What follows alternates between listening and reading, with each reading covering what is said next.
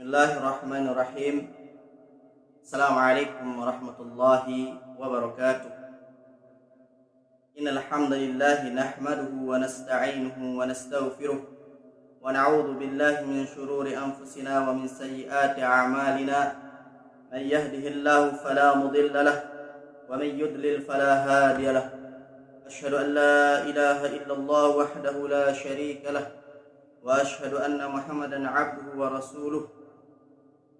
Qala Allah Ta'ala, ya ayyuhalladzina amanu taqullaha haqqa tuqatih wa la tamutunna illa wa antum muslimun. Wa qala sallallahu alaihi wasallam, man yuridillahu bihi khairan yufaqihu fid din. Alhamdulillah, segala puji bagi Allah Rabbul Alamin telah memberikan kita nikmat iman dan Islam, nikmat sehat dan sempat, dan nikmat-nikmat ini merupakan anugerah dari Allah Subhanahu wa Ta'ala.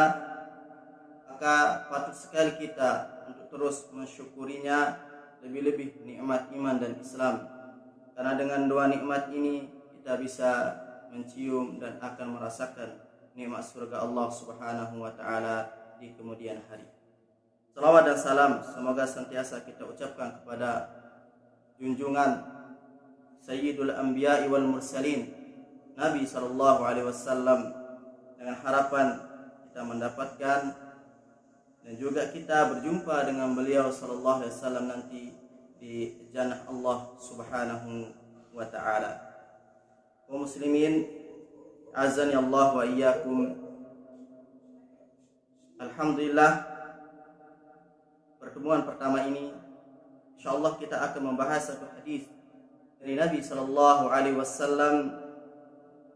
Nabi sallallahu alaihi wasallam bersabda, "An Amiril Mu'minin Abi Hafsin Umar bin Khattab radhiyallahu anhu, qala sami'tu Rasulullah sallallahu alaihi wasallam yaqul, innamal a'malu binniyat wa innamal likulli imri'in ma nawa.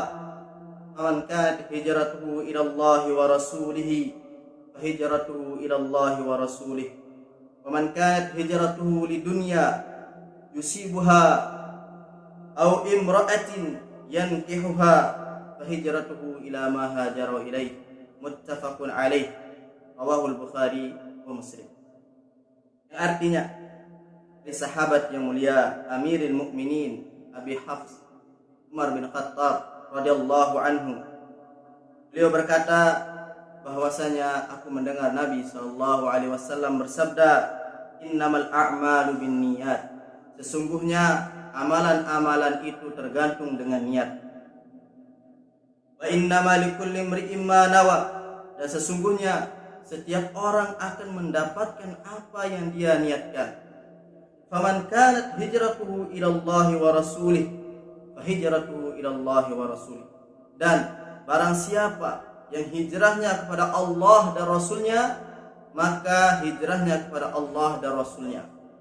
Wa man kanat hijratuhu lidunya yusibuha aw imra'atin yankihuha fa hijratuhu ila ma hajara ilaih, dan barang siapa yang hijrahnya kepada dunia yang dia inginkan, yang dia ingin raih, dan juga karena wanita yang ia ingin nikahi, maka hijrahnya kepadanya, maka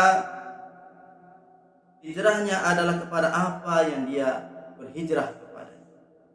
Saudaraku jamaah yang insyaallah dirahmati Allah Subhanahu wa Ta'ala, maka tentu kita sebagai umat Islam harus memperhatikan niat kita ketika kita melakukan suatu amalan, suatu perbuatan, suatu amal saleh yang kita lakukan.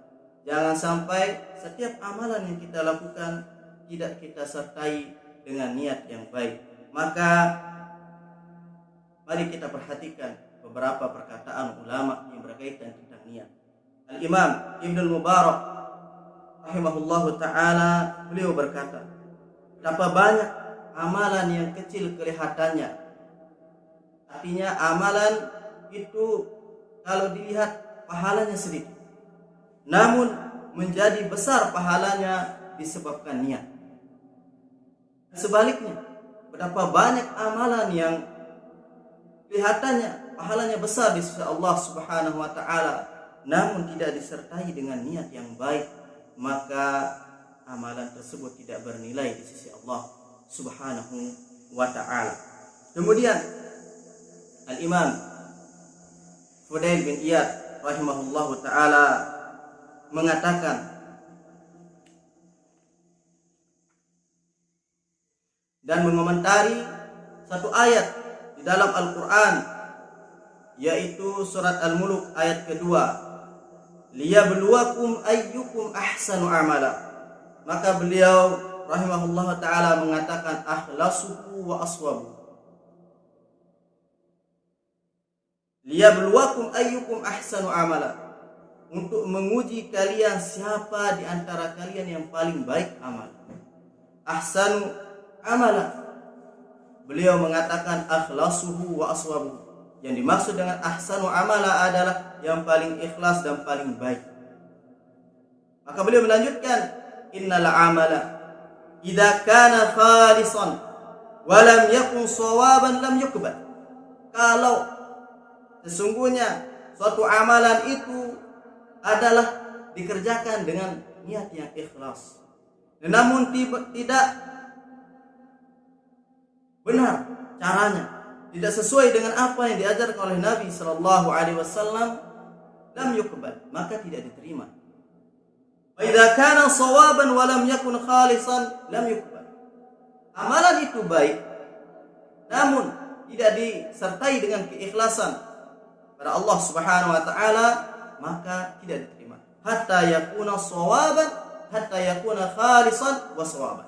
Kata beliau, amalan itu diterima sampai dia memenuhi dua syarat ini. Khalisan, ikhlas karena Allah Subhanahu wa taala, wa shawaban, dan baik.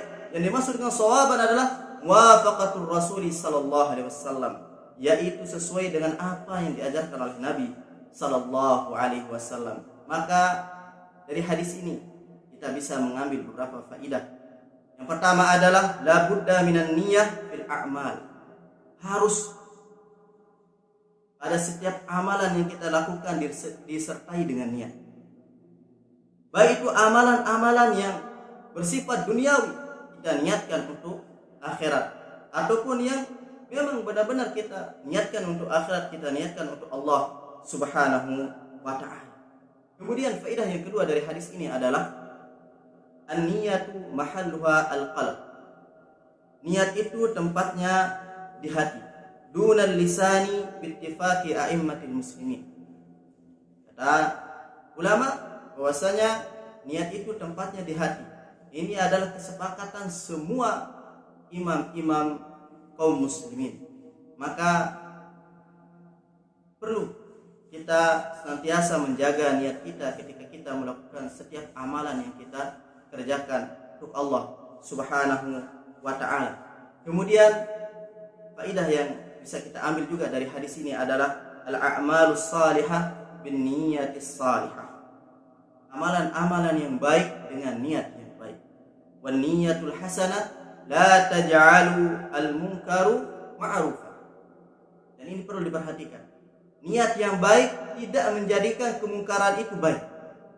Niat yang baik tidak menjadikan kemungkaran itu baik.